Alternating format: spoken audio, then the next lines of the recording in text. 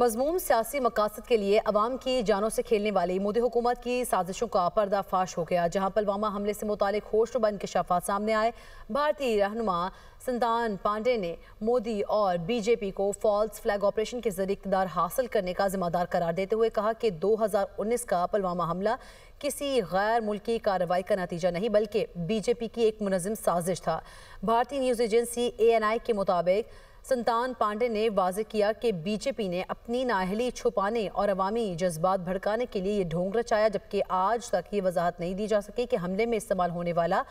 RDX کہاں سے آیا۔ انہوں نے کہا کہ بغیر کسی تحقیقات اور شواہد کے پاکستان پر الزام تراشی فاسسٹ مودی حکومت کا